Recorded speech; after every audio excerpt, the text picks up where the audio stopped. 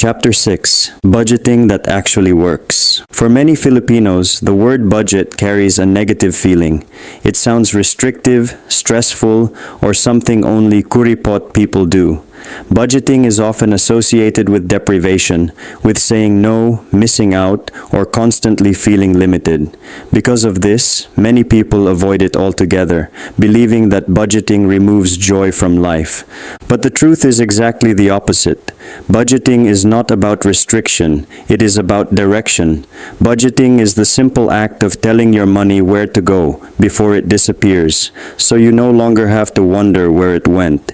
It replaces confusion with clarity, anxiety with control, and reaction with intention. In every household I've worked with, employees trying to stretch a salary, entrepreneurs managing uneven income, overseas Filipino workers supporting families from afar, and executives earning well but feeling constant pressure, the pattern is the same. The families who become financially strong are not always the highest earners. They are the ones who learn how to manage money deliberately. A budget is not punishment. A budget is clarity. When money is clear, decisions become easier. Spending no longer feels guilty or impulsive. Saving no longer feels forced. You stop arguing with yourself every time you want to buy something because the decision was already made in advance. The budget becomes your guide, not your enemy. A budget is also freedom. Freedom from lifestyle creep that quietly eats every raise. Freedom from emotional spending driven by stress or guilt. Freedom from unnecessary debt that grows because spending has no boundaries. When money has a plan, it stops controlling your emotions. You regain the ability to choose. Most importantly, budgeting is the first line of defense. It protects you before problems arise. It catches leaks before they become disasters. It creates margins before emergencies force borrowing. Without a budget, even good income flows aimlessly. With a budget, even modest income can build something meaningful. Many people want their money to grow. They want to invest, build assets, and plan for the future. But growth is impossible without retention. You cannot grow what you cannot keep, and you cannot keep what you do not manage. This chapter is not about complicated spreadsheets or rigid rules. It is about a budgeting system that works in real Filipino life, where family obligations exist, income may fluctuate, and unexpected expenses are part of reality. A system that is simple enough to follow, flexible enough to adapt, and strong enough to guide you for life. By the end of this chapter, budgeting will no longer feel like sacrifice. It will feel like relief, because when money has direction, peace follows. 6.1 The 50-30-20 Rule and Why It Sometimes Fails. Many financial gurus around the world promote the 50-30-20 rule as the ideal budgeting formula. According to this model, 50% of income goes to needs like rent, food, and utilities. 30% is allocated to wants, shopping, leisure, lifestyle. The remaining 20% is saved or invested for the future. On paper, the rule looks clean, logical, and balanced. And in countries where income levels are high and the cost of living is relatively low, it often works well. People can cover their necessities comfortably, enjoy some lifestyle spending, and still set aside money for growth. But when this rule is applied blindly in the Philippine setting, it often does more harm than good. Consider a Filipino earning a starting salary of 20,000 pesos a month. Even with modest choices, the numbers add up quickly. Rent alone can consume a third to half of income. Food takes another significant portion. Transportation and utilities are unavoidable. Before lifestyle or savings are even considered, 80 to 90% of income is already gone, just to survive. At this point, the rule collapses. The problem is not discipline, the problem is not attitude, the problem is not effort. The problem is that the system assumes a reality that does not exist for most Filipinos. When people try to force themselves into an unrealistic budget, the emotional effect is damaging. They begin to feel like failures before they even begin. They tell themselves, "Dili gyud ko ganahan og budget, kay murag imposible." Budgeting starts to feel like a reminder of limitation rather than a tool for control. Eventually, many give up, not because they are incapable, but because the model was never designed for their situation. This is one of the quiet reasons budgeting gets a bad reputation. It feels like a constant reminder of what you cannot do, instead of a guide for what you can do. But the failure is not personal, it is structural. A budgeting system must reflect real income levels, real costs, and real cultural obligations. When a system ignores reality, it breeds frustration instead of progress, and frustration leads to abandonment. This is why Filipinos do not need imported formulas that look good online but fail on the ground. What is needed is an adjusted, practical model, one that acknowledges high living costs, lower starting salaries, family responsibilities, and the need for gradual improvement. Budgeting should not feel like an exam you are destined to fail. It should feel like a map that meets you where you are and helps you move forward step by step. The goal is not to hit perfect percentages. The goal is sustainability. In the next sections, we will move away from rigid formulas and toward a Filipino adjusted budgeting system, one that is flexible, realistic, and designed to grow with you over time. A system you can actually follow, not just admire, because a budget that works imperfectly is far more powerful than a perfect budget you cannot sustain.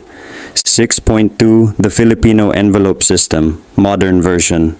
One of the reasons budgeting fails is not because people lack discipline, but because the system feels abstract. Numbers on a spreadsheet do not always change behavior. What changes behavior is visibility. When money is clearly assigned a purpose, decisions become easier and discipline becomes natural. This is why the envelope system has survived for generations.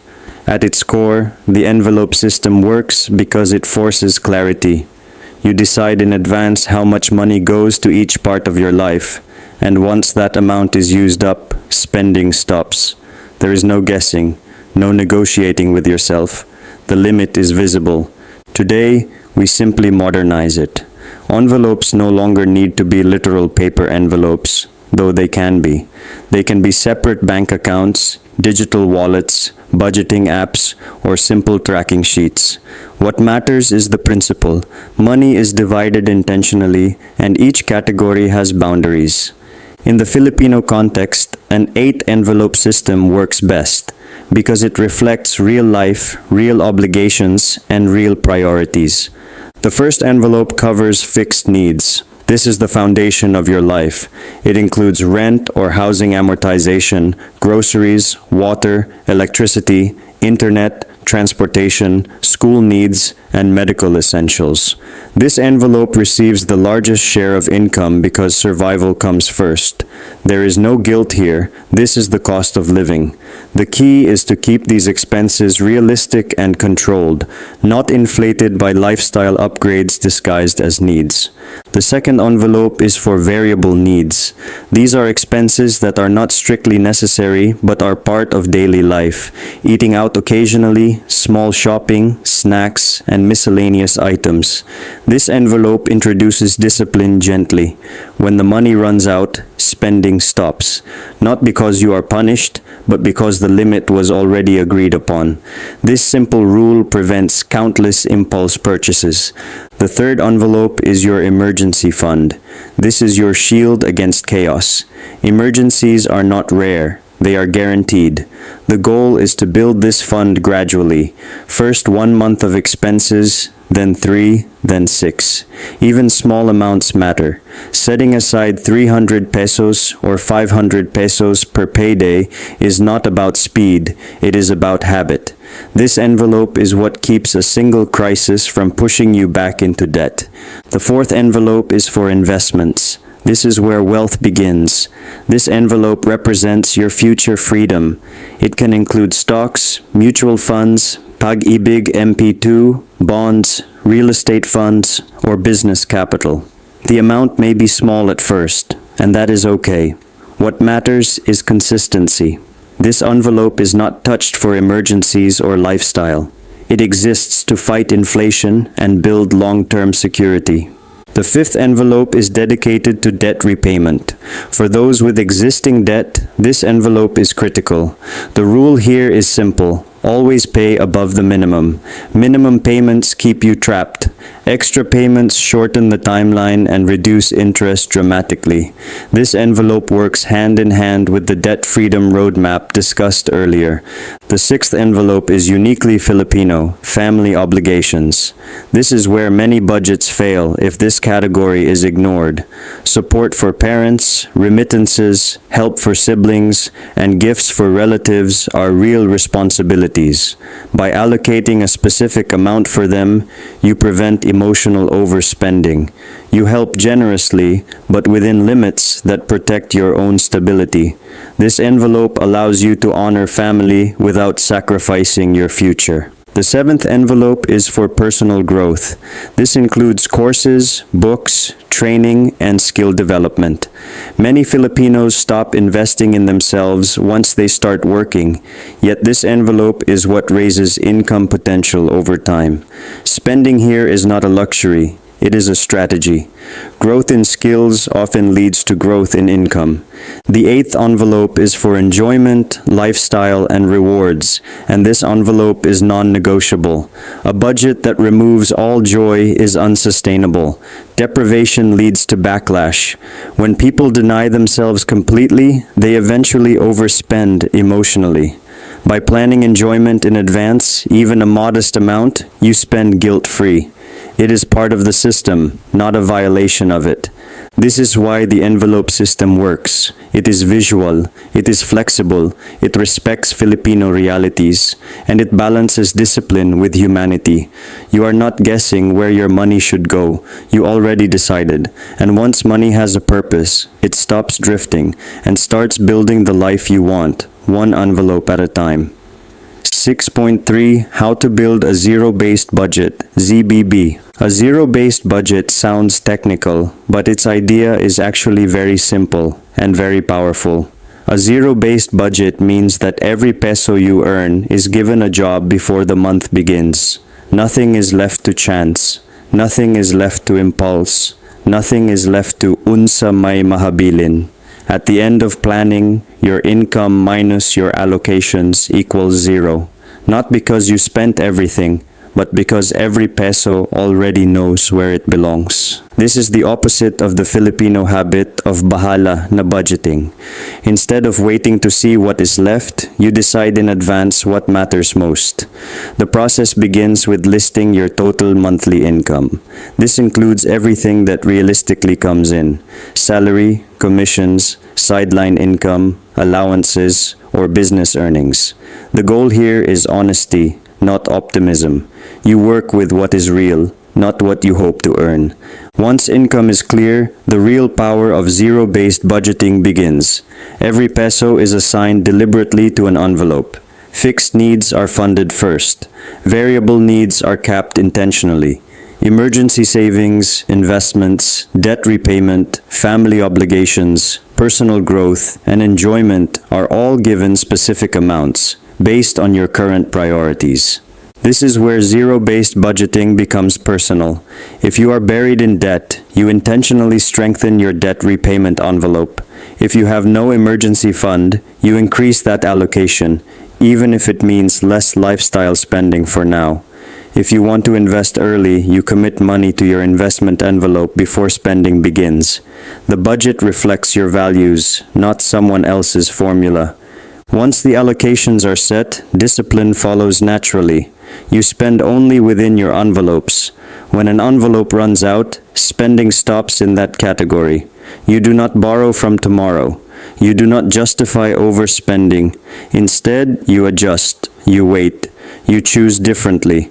This single rule prevents more financial damage than almost any other habit. What makes zero-based budgeting effective is not control. It is awareness. You are no longer guessing whether you can afford something. The answer is already in the envelope. The final step is review. Budgeting is not a one-time decision. It is a living system.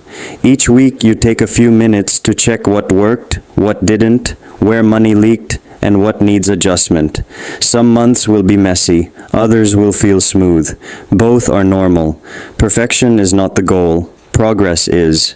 A zero-based budget teaches you to lead your money instead of chasing it.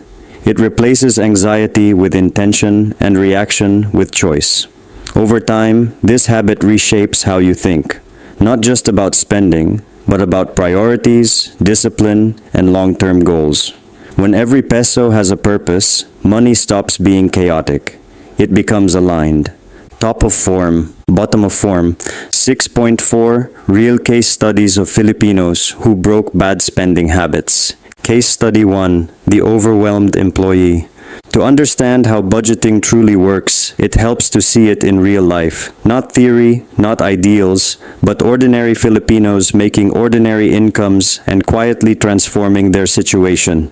Consider Maria. Maria was an employee earning 22,000 pesos a month. On paper, it looked like a decent starting salary, but in reality, she was always short. Every month ended the same way. Utang here, salary advance there, credit card balances that never seemed to go down. She worked hard, yet money never stayed.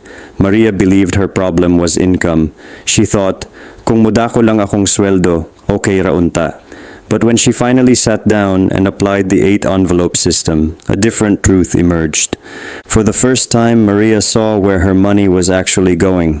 Fixed needs were reasonable. She wasn't extravagant with clothes or gadgets. The real leak was food and convenience spending, frequent grab rides, daily takeout meals, and small deserve-koni purchases that felt harmless individually but were devastating collectively. None of these expenses felt wrong at the moment.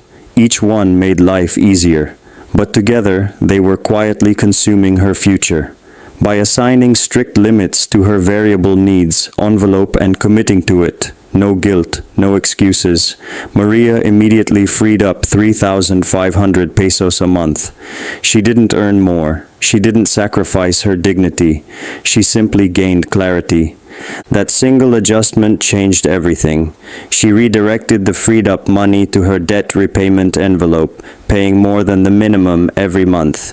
Within 11 months, her credit card debt was gone, something she once believed was impossible. For the first time since she started working, she was not afraid to open her statements. With debt under control, Maria built her first emergency fund, 1 full month of expenses. That fund gave her peace she had never experienced before. A minor medical expense no longer meant borrowing. A delayed paycheck no longer meant panic. What changed Maria's life was not discipline alone, it was visibility. She stopped guessing, she stopped reacting, she started deciding. Maria's story is not about becoming rich overnight. It is about breaking a cycle. It proves a powerful truth. Financial strength does not begin with earning more. It begins with seeing clearly.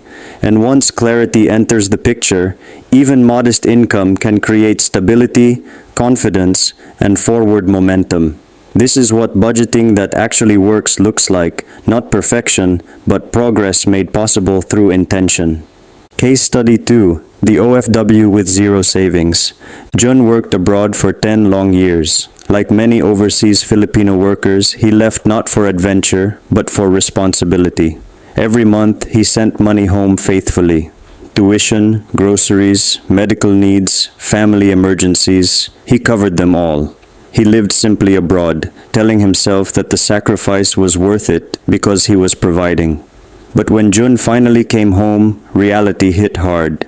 Despite a decade of work, he had nothing to show for it. No savings, no investments, no assets, just exhaustion and a quiet sense of failure he never voiced out loud. People assumed he was well off because he worked abroad. Inside, he felt embarrassed and confused. Asa man di ay napadulong tanan? Jun's problem was not lack of income, it was lack of structure. When he learned budgeting through the envelope system, he did not try to overhaul everything at once.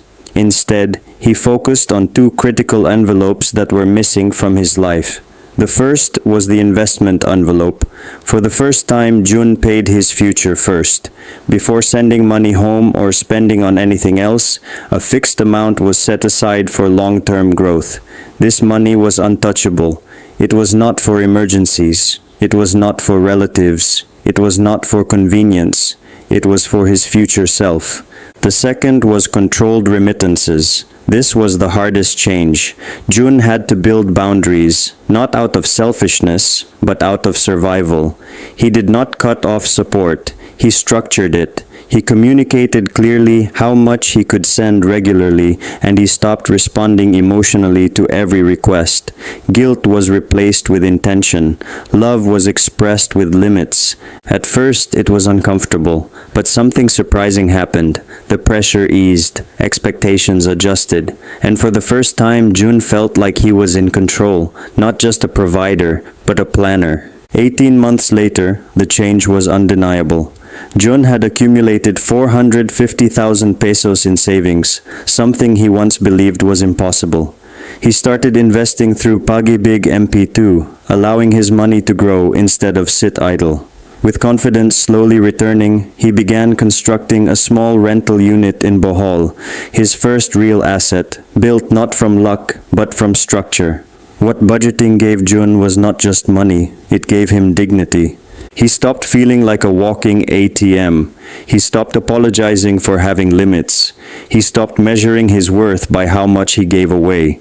Instead, he began to see himself as a builder, someone creating stability, not just surviving pressure. Jun's story carries a powerful lesson. Sacrifice without structure leads to burnout, not security. Providing without planning leads to depletion, not dignity. Budgeting did not make Jun less generous. It made his generosity sustainable. And for the first time in his life, the work he did abroad began to finally work for him. Case Study 3. The Young Professional. Alex was a young professional earning 28,000 pesos a month. He was doing okay by most standards. Bills were paid. Life was comfortable enough. But progress felt slow.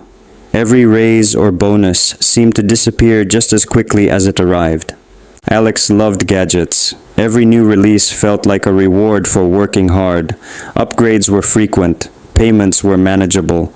Yet despite a decent income, savings barely existed. He told himself he would focus on growth later, when things were more stable. When Alex began using the envelope system, one envelope stood out as completely missing from his life: personal growth. He realized that while he was willing to spend thousands on devices that lost value quickly, he was spending almost nothing on skills that could raise his income permanently. So he made a deliberate shift. He limited gadget upgrades and redirected a portion of his income to Envelope 7, courses, certifications, and training relevant to his career.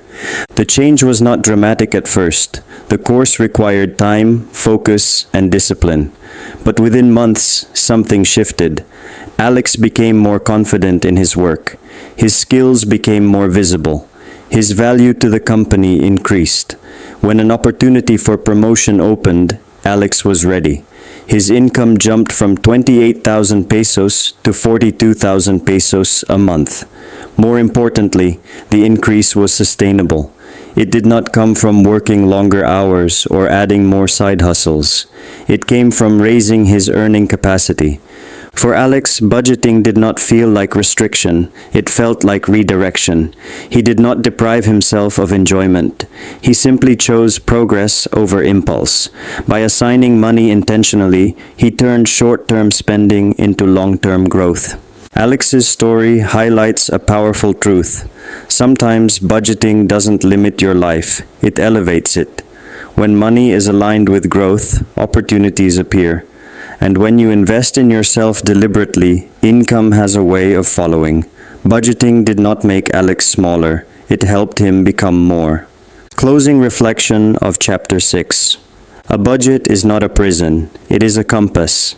It shows you where you are, where your money flows, what you truly value, what you must adjust, and what direction you are building toward. Every peso becomes a soldier, and you assign each one to your mission. You no longer spend to escape stress. You spend to create your future. This is the discipline that separates the financially stable from the financially fragile. Budgeting is not merely about numbers. It is about leadership. You are leading your money so that one day your money can lead your freedom. Action steps. Your budget reset. 1. Create your 8 envelopes today, even using envelopes in a drawer or separate e-wallets. 2. Build your zero-based budget for the next month. 3. Do a weekly 15-minute budget check, non-negotiable. 4. Celebrate one small budgeting win every week.